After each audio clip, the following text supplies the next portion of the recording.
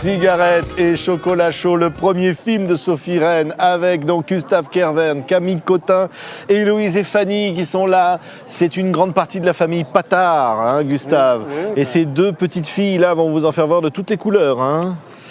Bah oui, mais enfin à la fois non, parce qu'en fait ce sont mes filles, hein, on leur pardonne tout. Donc c'est une famille, enfin je suis veuf, donc j'ai élevé mes filles de la meilleure façon que je pense, mais à la fois je suis tout seul, j'ai 2 boulots, je fais ce que je peux, donc mais je donne beaucoup d'amour, mais à la fois beaucoup de liberté. Donc c'est une famille quelque part idéale, mais on ne sait pas si c'est idéal pour l'avenir des enfants. Ouais, ça va être votre souci, vous, hein. Vous êtes l'inspectrice, l'enquêtrice sociale qui va aller un petit peu voir comment ça se passe dans cette famille, pas comme les autres, hein. Ouais. Et effectivement, le premier rendez-vous n'est pas très concluant, ou au contraire extrêmement concluant. Il faut absolument que Denis Patard fasse un stage de parentalité, c'est-à-dire monsieur Denis Patard, parce que ces petites filles, elles sont adorables, mais elles me paraissent manquer de structure et de cadre. C'est pas que parce qu'elles mangent des pâtes zizi et qu'elles élèvent des lucioles, il y a plein d'autres raisons. Il lui arrive de les oublier devant la porte de l'école, hein. Oh oui. Ce qui fait que le personnage de Fanny a un super pote au commissariat. Mais oui, il s'appelle Patrick. Il s'appelle Patrick. Ouais. Et j'ai Michel aussi. Voilà. Oui, parce qu'alors vous, Héloïse et Fanny, alors vous êtes les petites filles de ce monsieur Patard, hein. Effectivement. Et ben oui, mais il vous élève drôlement quand même, hein. Il vous fait faire drôle de trucs, hein. Non, absolument pas. Il nous donne des bonbons si on se lave les dents. C'est un mode de vie différent en fait. Enfin, c'est vachement décalé et c'est vrai qu'il y avait besoin clairement de poser des règles, d'empêcher Denis Patard de laisser sa fille aller au commissariat ou de traiter, d'apprendre à canaliser l'énergie de ses filles. Qu'est-ce que tu dis? Il est super sympa, Patrick. Bah oui, mais à la fois il y a besoin de ça et à la fois il faut garder leur originalité. C'est juste que c'est pas une famille catho-hétéro qui fait la couverture d'Ikea. Blond-mince suédois. Blond-mince c'est suédois, mais ça a son charme aussi. Gustave, on peut le dire, hein, vous êtes un drôle de papa, hein. Ah non, mais c'est tout le problème de l'éducation, hein, vous savez, on essaye, dans nos vies personnelles, Camille et moi, on a 2 enfants, moi un peu plus grand que les siens, mais c'est dur d'élever les enfants, c'est ce qui est le plus difficile. On essaie de leur donner le maximum d'amour, de leur donner un cadre, mais c'est difficile d'élever les enfants, et voilà, donc c'est tout le problème du film. Mais on a exposé le cadre du film à un veuf avec ses enfants, une assistante sociale, on pourrait se croire dans un film. Oui, à Ken Loach. Alors que c'est pas triste du tout. Non, c'est pas triste du tout, joyeux. mais c'est surtout beaucoup plus profond et beaucoup plus intéressant que ça. Et tout ça vient de l'univers de la réalisatrice Sophie Rennes qui imprime dans ce film une version tout à fait étonnante, je trouve, tout à fait juste des rapports justement de filles avec leur papa et de ce cadre que doit leur donner une éducation. Donc ça va au-delà du simple pitch qu'on a donné pour donner une espèce de magie à ce film. C'est ça la magie, hein, Camille Cotin. Ce film est touchant, ce film est poétique, il est attachant. Il y a évidemment ces petites filles qui sont là, qui sont merveilleuses. Il y a tout dans ce film. Ouais, il est vraiment très très riche et puis et très universel. Et c'est parce qu'il est aussi personnel qu'il en devient si universel. Pour moi, la magie du film est là. Oui, c'est de dire il n'y a pas de vérité finalement dans l'amour qu'on peut donner à des enfants. Non, et puis comment on réagit par rapport à la différence quand un enfant est différent. Alors là, c'est un cas extrême avec la maladie, avec le syndrome de Tourette dont est atteinte l'une des petites filles.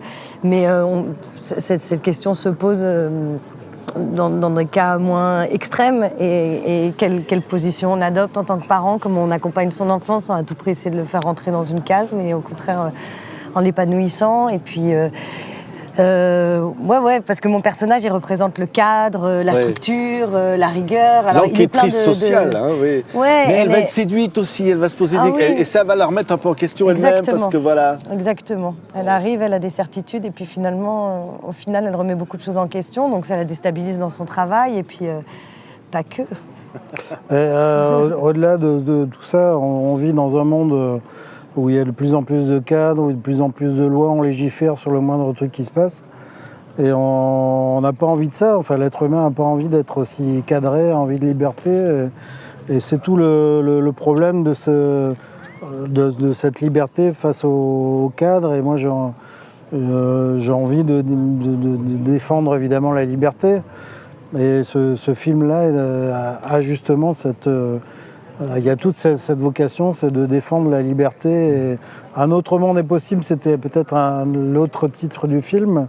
Et on revendique haut et fort tous les quatre cette volonté de dire que bon, les cadres c'est bien, les lois c'est bien, mais je crois que l'être humain a besoin de plus que ça pour vivre une vie épanouie. Hein, Héloïse et Fanny, on aimerait avoir un papa comme ça. Bah, en fait, Denis, je pense qu'il fait ce qu'il peut, mais en même temps, il est un peu dépassé par tous les événements, justement la maladie.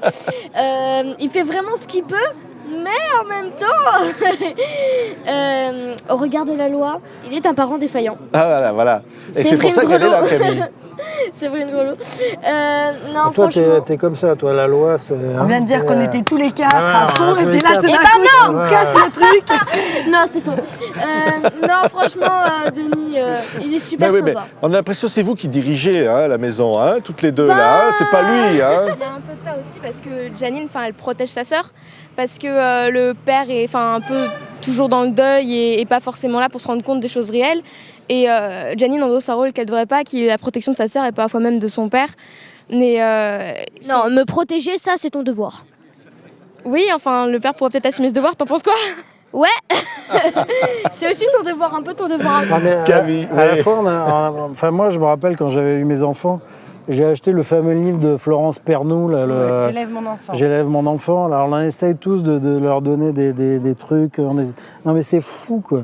Et on part dans des espèces de schémas et en fait évidemment tout foire. Parce que les enfants maintenant sont, regardez, c'est carrément 100 fois plus éveillés que nous-mêmes à notre époque. C'est un On est- appel à la liberté, Camille Avec Cotin, ce nous-mêmes film. maintenant, même j'ai envie de te dire. Quoi.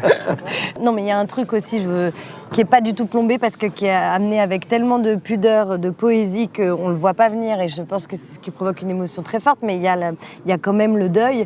Et qu'est-ce qu'on fait pour des enfants? Ça fait peur de faire face à la mort dans une éducation. Elles sont petites.